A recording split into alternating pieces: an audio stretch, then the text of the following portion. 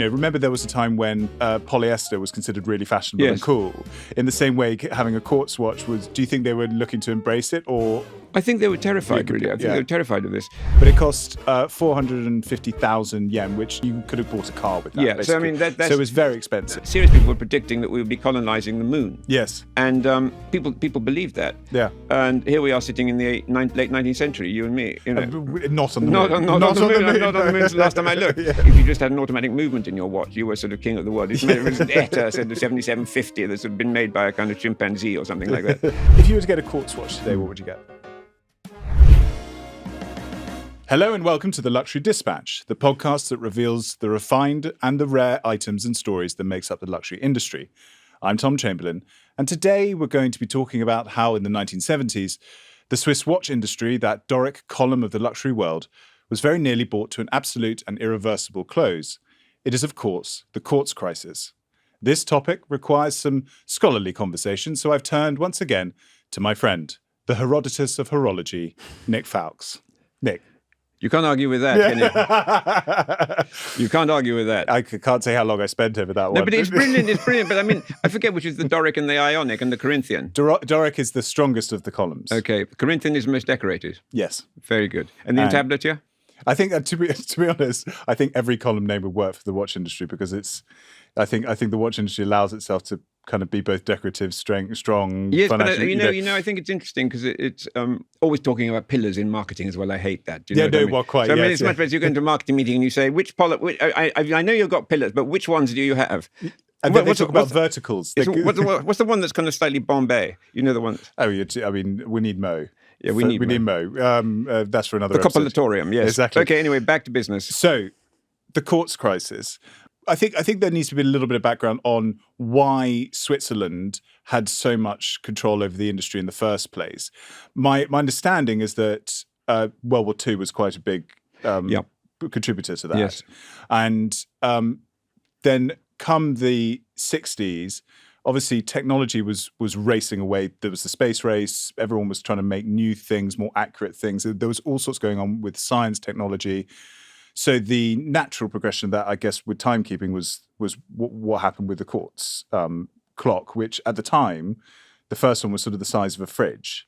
So the journey from that to coming onto the wrist was ultimately something of an arms race, wasn't it? Well, it was. I mean, arms race is a very often used term. You had a number of things going on in the late 60s. I mean, there were Hoya was chasing the self-winding chronograph, and you've got Seiko really in Japan was making the running with what they were doing. They were brilliant. They are brilliant. Even now, they still, they've got these little Japanese gnomes sort of fiddling around, making sort of things that, are kind of invisible to the eye. Yes. And certainly my eyes. But in conventional watch to timekeeping with mechanical watches, there is an allowance of 2 seconds a day that is considered. They are upgrading the chronometric standards. They've been upgraded this year, and I don't quite know what to, but they were so easy that almost if a donkey make a watch and put it in, and such is the modern technology of making parts and stuff like that. That anybody get it. Plus, it was tested in the just the movement,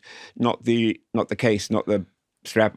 So the watch would not be fiable, whatever they say. So do you think the excitement around the quartz coming into the market was a point of accuracy or price point?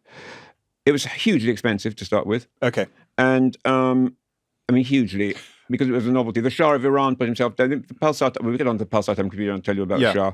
But yes, I think it was really precision because that was still a time when we used the watch for the alleged stated purpose. It wasn't necessarily a vehicle of status conferral. It wasn't necessarily a piece of communication, which it is now, nor a piece of jewelry. It actually was a functioning object that before we had mobile telephones or that electric clock up there, you had the church bells and you had your wristwatch. And I mean, people would, it's hard to imagine a life before information technology. Yeah. But it wasn't just a sort of gizmo. It was a tool of everyday life. Yeah. Okay. And with quartz coming in, brands that we consider now to be kind of the great masters of mechanical watchmaking were buying in on the act, weren't they? They were like Patek Philippe. Everybody put into it. I mean, there was something called the CEH, the Centre Électronique Horloger, which was a sort of consortium of brands getting together to develop quartz technology. 5 brands, including Rolex, went to the Technical College in Zurich and got them to start. That was in '61, I think, to start researching possible things. I mean, often we sort of simply characterize the quartz crisis. First of all, as a quartz crisis, not as the quartz era. We call it the quartz crisis. Yeah. In Switzerland, they were already very, very well aware that quartz could be miniaturized and put on the wrist, or at least they were preparing for that eventuality. And do you think that they were always wanting to fight against it, isn't it, or were they wanting to embrace it in the sense of, remember there was a time when polyester was considered really fashionable and cool. In the same way, having a quartz watch was. Do you think they were looking to embrace it, or just you trying to kind of? I think they were terrified. Really, I think they were terrified of this. Those who actually knew what they were doing, because also, ironically, the early '70s were a boom period for Swiss mechanical watches. Some of the businesses did their best figures in 1971, '72. Yeah, because quartz was still experimental. It was still. You were talking about the Seiko Astron, weren't you? Yes. So it was in 1969. The Astron. And they did it over Christmas, I think. Yeah, and 100 gold. It was a gold case, yes, but it cost 450,000 yen, which would have been you could have bought a car with that. Yeah, basically. So so it was very expensive. That's what you have, and then also the Beta 21, which is the caliber that the CEH came out with.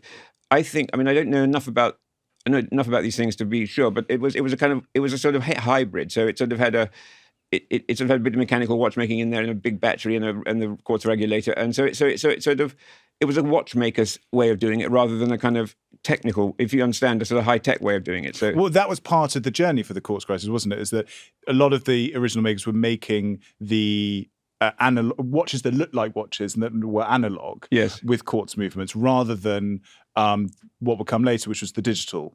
Yes, I think. Even Rolex did the digital, the digital. They did an LED, which was brilliant, which had pushers on it, where you press the pusher, and the hands, these little LED things, LED dots, come together to form the hand shape. So wherever you are on the dial, you press the button, and these red hands appear. Oh, they would appear. Oh, that's cool. That's just a prototype. They only made 5 of those, and thank goodness they didn't go any further. But they did go and make the oyster quartz. They made the oyster quartz, but they started with the Beta 21 in 1970, whatever it was. And was the oyster quartz and the equivalents in other brands basically were trying to kind of contend against what Seiko it was a Rolex. It's what Heinegger was very, very adamant about. He realized, after having spent 10 years with this CEH thing and having this movement that was, I think Jaeger used it to make some watches. Patek certainly did. It made those kind of TV screen watches. Obviously Rolex. There were, but he didn't want to be sharing a common pool of movements. He wanted it to be a Rolex movement. So in '77, he brought out the oyster quartz. Okay, and that now is, even though it's a quartz watch, is a kind of cult watch. Very collectible. The day date is the one to get. No, I think it's actually the Beta 21. The earlier one is the one to get. Okay. Which was because also the movement was kind of not round; it was sort of oblong. Yeah. So they had to make the case a bit bigger to fit it, because they were even thinking they might have to make an oblong watch, which wouldn't then be waterproof because of the corners, or at least in those days. And So they managed to shove it into something that looked like a Rolex, but it was if you see it, you see the difference. It's much chunkier. Yeah. And then by the '70s, they got their own proprietary caliber, and they released that. And yes, you're right, it is very fashionable, and also it has had a fillip this year because of the launch of the Land Dweller, which took a lot of those characteristics. Yeah. And with the integrated bracelet. And brilliantly. And back to your mentioning about LEDs and stuff. Pulsar time computer. Yeah. Hamilton, isn't Hamilton, it? Yeah. This is one of the oldest watchmaking companies in the world. America was a huge market for cheap watches. Yeah. And Hamilton was famous in the 19th century for making railway watches. The first LED watch, you remember the beginning of Live and Let Die? It's Live and Let Die. And he's got the electronic watch that gives him the time. The first when you first see him, he's in bed with this woman. He's got the Pulsar time computer on his wrist. Yes. It was a huge status symbol. Yeah. Because the Shah of Iran put himself down for one. Haile Selassie put himself down for one. I think the President Ford was seen testifying in the whatever it was about Nixon's pardon. He was seen wearing one. Yeah. And it was the watch of the hour. And what's interesting is that there weren't things like the battery leaked sometimes. So at the factory, if you had a burned wrist, it was a mark of honor because you'd actually at some stage worn one of these great prototypes. Yeah. But this was having real world effects back in Switzerland because the watch industry, I mean, people were being laid off, jobs were being really affected back in Switzerland. Well, it's not really a simple thing of old technology being sort of superseded. That's an element of it. The Bretton Woods Agreement came to an end in 1971 or something, I think. Could you explain that just for... it was just the gold standard. So you had fixed exchange rates. So you had, you put me on the spot, I'm not an economist, but say you had... a dollar was worth 4.2 francs, I think it was, or something, at this time. All these things were kept. The dollar was the gold standard, and it didn't float, and these exchange rates were fixed. But the war in Vietnam was costing so much, he took it off that. And it sank. The dollar, went like a spanner down a lift shaft. So by the end of that year, I think the same dollar was buying you 1.5 Swiss francs, which meant that your watch was about 3 times more expensive. And also the gold prices at the end of, don't forget the gold rush at the end of the 70s again.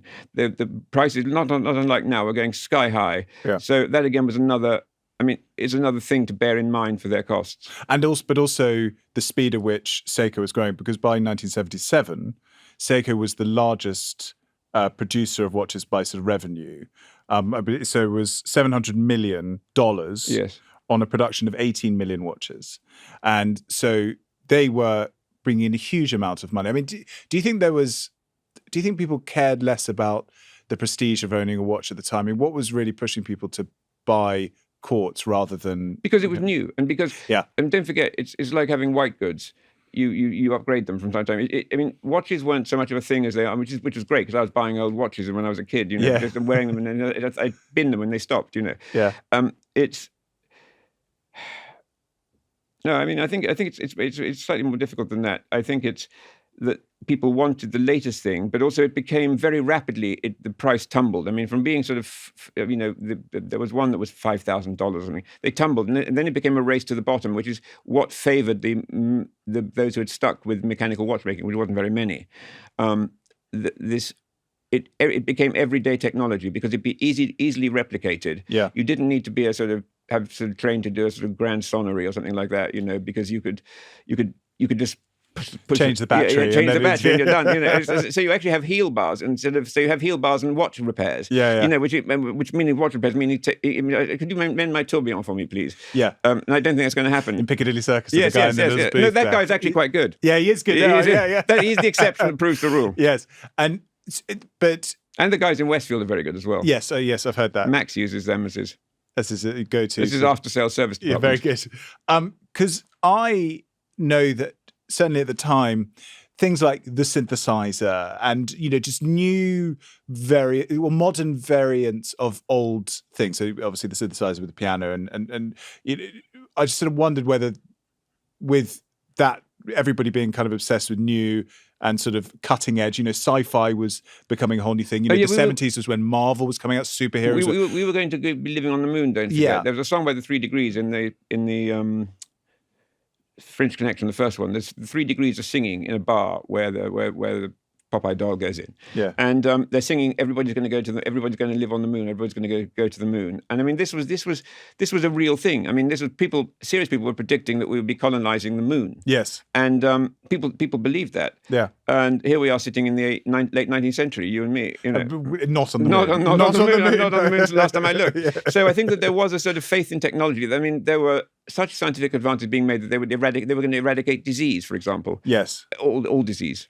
Yeah, which didn't happen. No, it didn't happen. It didn't happen. So I mean, there's an alternative. There's a whole alternative future out there that we didn't take. Do you know what I mean? I would hate to live on the moon, I have to say. No, it doesn't look great. It's a long way to get to Marbella from there. But anyway, you're right. There was this expectation, and it was a time when new was new. It was exciting. It was different. It was. And then it became very commonplace very quickly.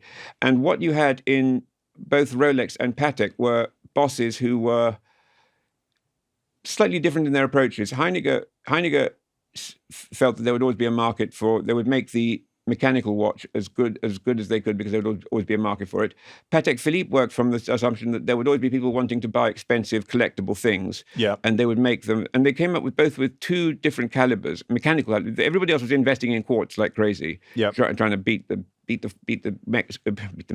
Americans and the Japanese at their own game, which is just stupid. Because also the structure of the Swiss watch industry was such that you didn't have specialists. I mean, Rolex is a specialist, which is why it survived. So you had everybody offering everything. So ladies' watches. And they couldn't focus on one thing. So this and they got picked off. This is why so many of them went out of business. But where was I with? Oh yes, the Patek did the caliber 240 in 1977, which was a beautiful planetary rotor. Automatic movement. That was it's a beautiful movement. It's still in use today, but it made the I forget. But the perpetual calendar launched in 1985. That's very important. It uses the 240 with a perpetual calendar module on top. And then Rolex did the 3000 series, which was a huge upgrade on the 1500 series. And by 77, Heinegger was to say that he uttered this wonderful thing: we're not selling a watch, we're selling a Rolex, and that says it all. Because he had realized that it was a gamble, but he had realized that a mechanical watch was an object that didn't necessarily have to fulfill its stated function of telling the time. It could be other things as well. And this is before sort of status conferring was a sort of dirty word. He realized this, and he made the watches to be as good as he possibly could in the basis that they could be also repaired. They're very good on longevity, and that means keeping. Having something that's very easy to operate. So, I mean, it's all about ease of access and stuff like that. Yes. So they design the movements like that.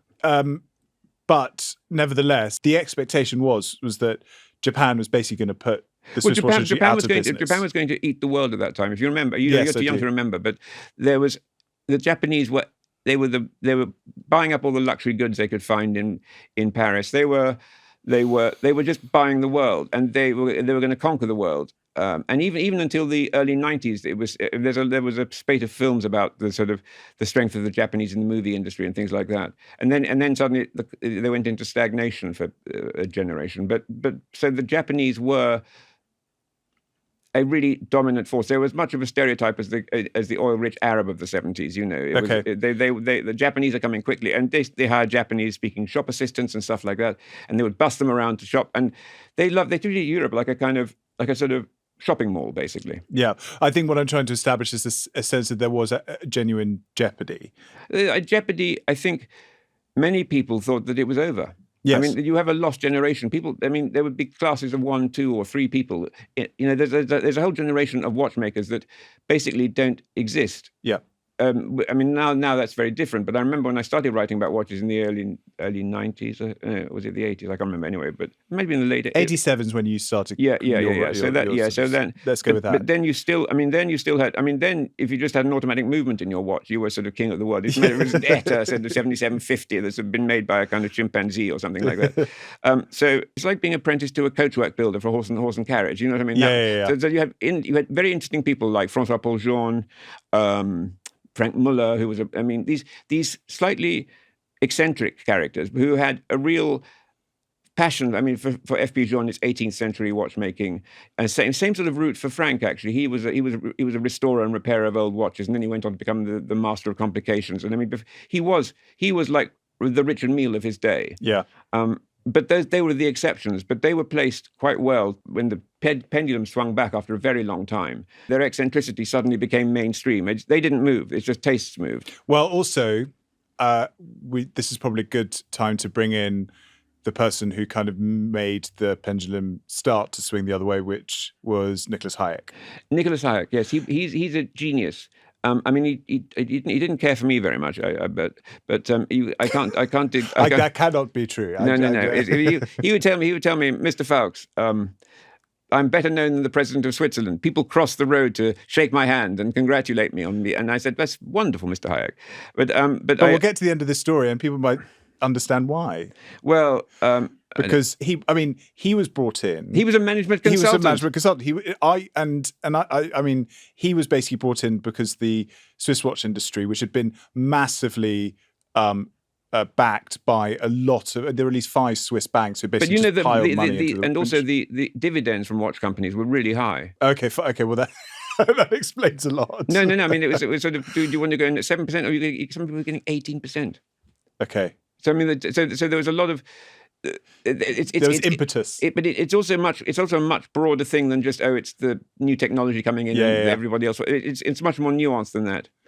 Okay, so Nicholas Hayek came in, and his shtick was what exactly? I mean, what did he? Why did they choose him to be the person to kind of? Well, I think he basically saved the industry. He amalgamated the industrial side and then the brand side. Yeah. So it's not unlike the situation of Nirvana with cigars. Is that you have the brands and you have the manufacturing, but it's sort of it's not one size fits all, but it's separated. So what?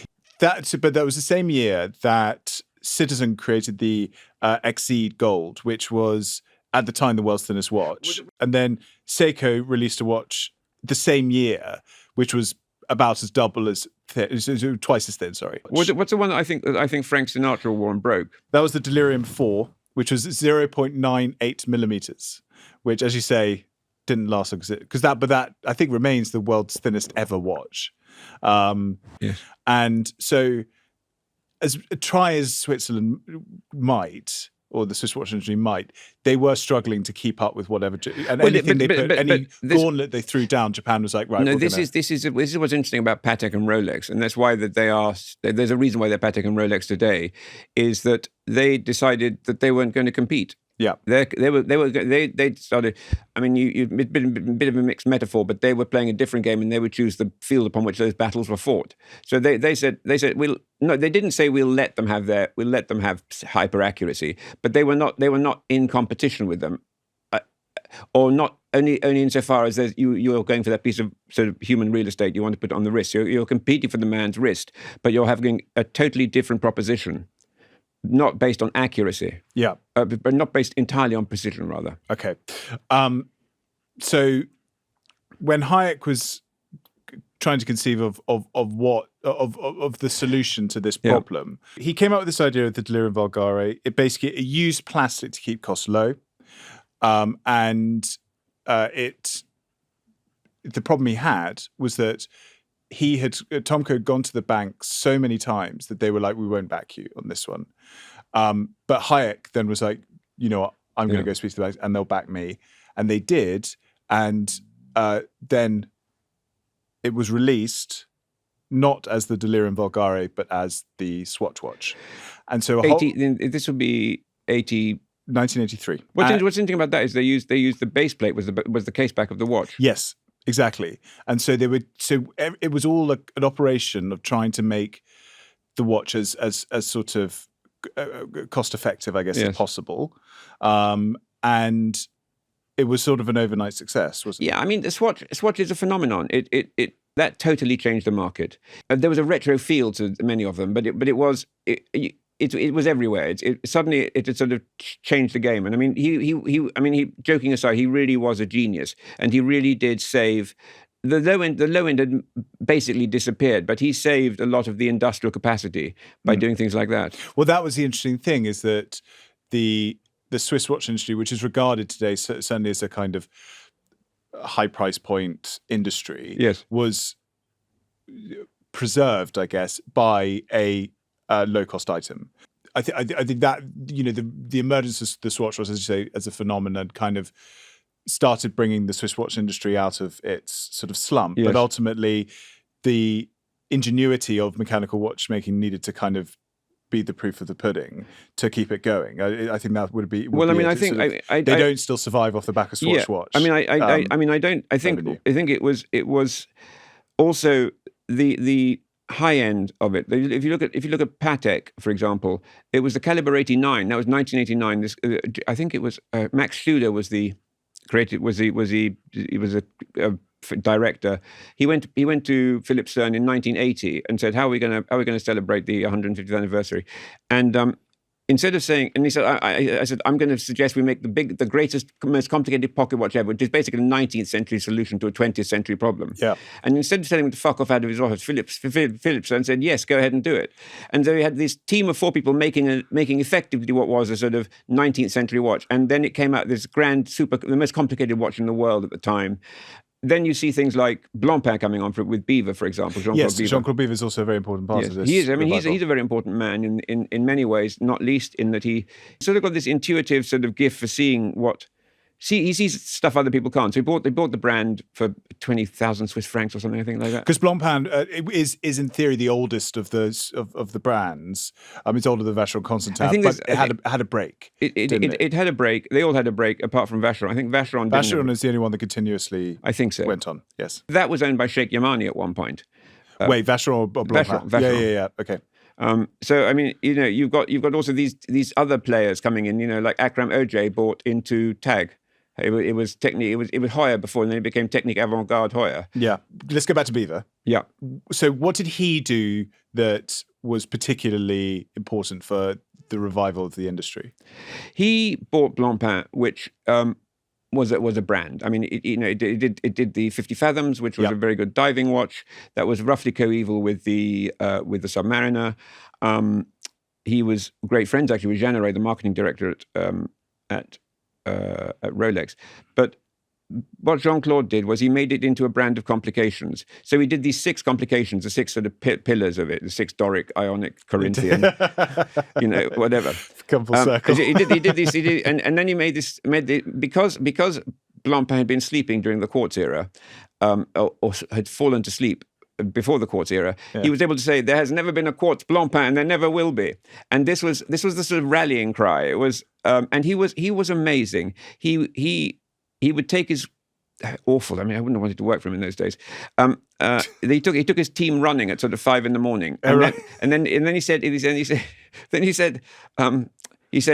Blancpain came to me in a dream last night and told me I had to do this minute repeater and things like that. Brilliant. And they found a picture in a flea market in Paris, in Clignancourt, I think it was, and they said, that's Mr. Blancpain. Bang him on the wall. I mean, he was brilliant, and the moon phases the moon phases were very popular in the 80s. It was quite a nice little visual complication, and for some reason they were popular. He couldn't afford gold, so he made them in steel. And so Marcus Margulies, who wanted to buy a gold version, said, I want it in gold. And they said, well, we can't do that. We don't have any gold. And he said, well, look, I'll advance you the money for 50 of these watches with the moon phase. And that's how he would go in a camper van to the Basel Watch Fair, as was, and operate for that. And he'd go and shower in the station. And then, I mean, he was running it as a sort of, it was a complete smoke and mirror show. The hustle was real. Yes, the hustle was real, but actually it was a real thing as well. Yeah. I mean, the Blancpain was a contender in those days for. It was like a kind of mini version of Breguet, because Breguet at the time, when it was owned by the Chaumet brothers, and then it was owned by Investcorp, Breguet was again was sort of something you could actually put against Patek, and sort of, if you were a customer in a shop, you would actually maybe hum and ha between the two. Yeah. And then Jean-Claude Beaver would go on to Jean-Claude Beaver went Hublot on to, and LVMH watches. Yes, but he went to, don't forget, he went to Omega for a while. Yes. And he installed the James Bond franchise, making an Omega thing. They came to him offering him a certain sum of money for that, and he said, I'll pay you more. And they said, what? And they said, well, but you give me more. And you have more. I mean, there's that terrible line in one of the James Bond films, sort of, where I think it's Eva Green says, "Oh, you would wear an Omega, very nice, very classy," or something. No, she goes. We went to Eton and would wear expensive watches, Rolex. And he goes, Omega, and she goes, beautiful. Yeah, isn't it? But I think, and I was told that was spontaneous. So where's Quartz today in the market? Because I can't think of a specific industry, i.e. the Swiss watch industry, or another kind that has come so close to collapsing, that has not only managed to revive itself, but then thrive. Because whilst you and I, we've always spoken about issues with kind of revenue in, revenue out, or whatever. Yeah. At the same time, the perception of the Swiss watch industry is extraordinarily high these days. People, in terms of aspiration and market value, how people perceive it, it's extraordinarily well respected and very high. So I can't think of anyone else who's pulled that off. Not to that degree, although you could argue that some of the British car industry is still very desirable. Rolls Royce, fine, but it's not the same thing. Yeah, but I would agree, actually. I mean, I think it is the most amazing Lazarin comeback, really. Yeah, it's something that I found myself. I mean, I started writing about watches because I liked them, And suddenly, then I sort of suddenly found that what I liked had swung into focus, and that was it, really. I mean, I didn't. I'm part of me slightly annoyed that it became popular because I liked sort of being a sort of a little eccentricity, having it to yourself. But what the Quartz Crisis enabled was a lot of people. We haven't talked about Alain-Dominique Perrin, for example. It enabled a lot of people to buy these brands. So Gino Macaluso at Girard-Perregaux, for example, he was a lovely, lovely man, highly intelligent. He bought that company. I mean, I don't know what the exact financial arrangements were, but he bought that company and then ran it as a one-man band and sold it to Kering. But there were days, and there was Rolf Schneider was at Ulysse Nardin. He did the same thing. Talk about Perrin quickly. Alain Perrin, the sort of inventor of modern luxury, in my opinion, one of the inventors of modern luxury. The Cartier, he did Les Mas de Cartier, which were the sort of the Swatch of Cartier, if you like, and it brought you in. He is a genius, and he was one of these people. They're great watches. People still really want them. I know. And the size of a postage stamp. Yeah, they're nice. I mean, they are, and they're a thing on their own, as well as being a cheaper version of a tank. They're a thing on their own. So, I mean, it opened up lots of opportunities for people to do things differently. So you had these entrepreneurs running, you could still in those days, you couldn't do it now because the sums of money involved would be too great, but you could buy a brand and you could sort of set it up. I mean, it's what happened with Breitling, really. When the Schneiders got it, they got it and it was a shuttered factory. They restarted. You as an individual, you could do things like that. Now you need the backing of a fund or something like that because it's just the game is I don't play poker. Is it the ante or something like that? I'm not a poker player yet. No, but is there a backgammon analogy? Yeah, you got a high double. You got double up to 64 or something like that. And I mean, and you got sort of 10 quid in your pocket. I mean, so you can't actually do what these guys did. And that was a very interesting, discrete period. I would say from around about 1990 to about 2000, when people could do this, they could buy things that were and make them into a proper brand. Yeah, and because also Girard-Perregaux had been all quartz.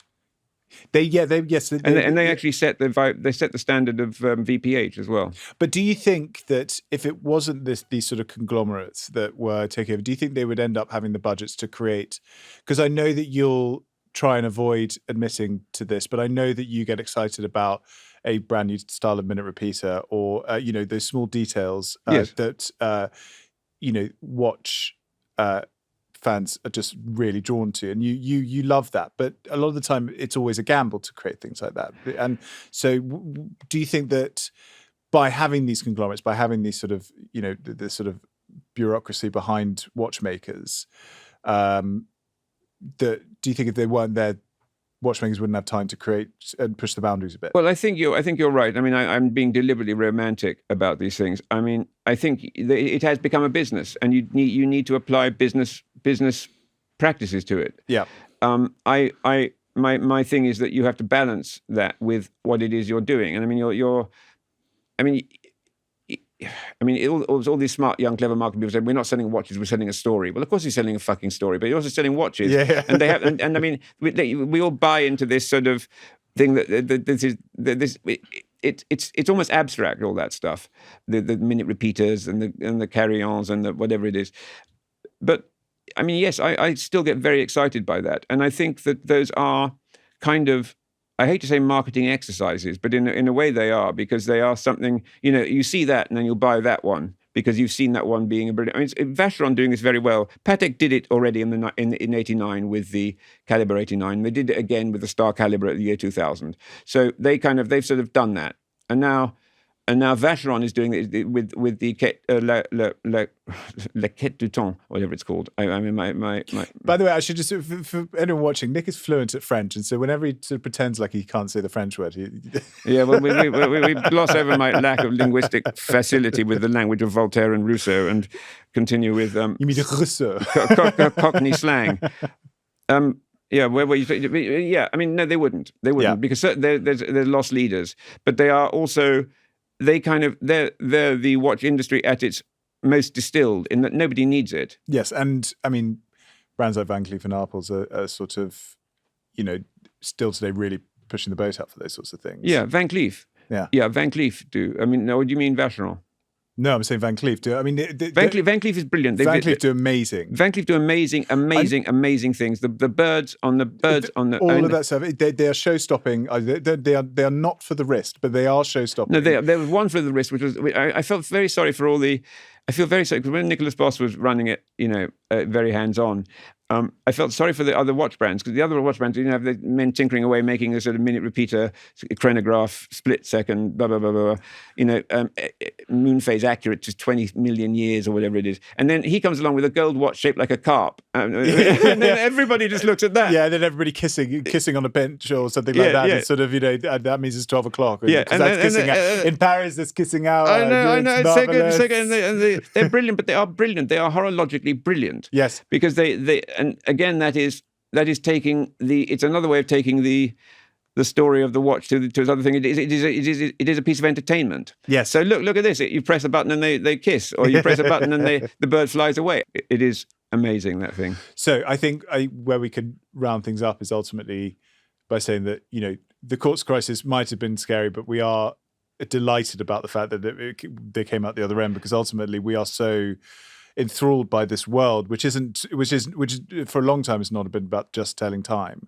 It's about so much more. There's an artistry and a accomplishment that comes with it that we love. It's been protected by UNESCO, I think, as an intangible asset or something like that. And quite right too. Well, no, it has. I mean, it genuinely has protected.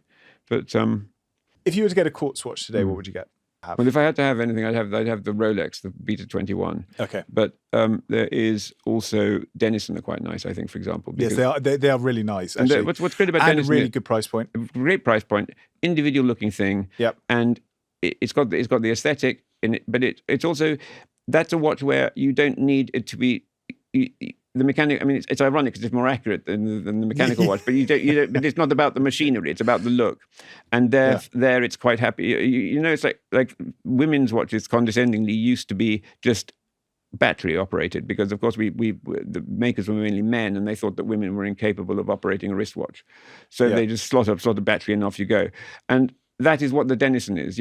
It's not pretending to be a kind of rugged, go to great depth or go to great speed or anything like that. It's just a nice decorative watch, and in that case, the movement of the hand is almost irrelevant. So I weirdly enough don't mind talking about quartz with that, but I'm of that generation where still quartz is a bit of a dirty word. Yeah, I mean, but for my son's generation, it's not. No, but the Rolex is a great thing.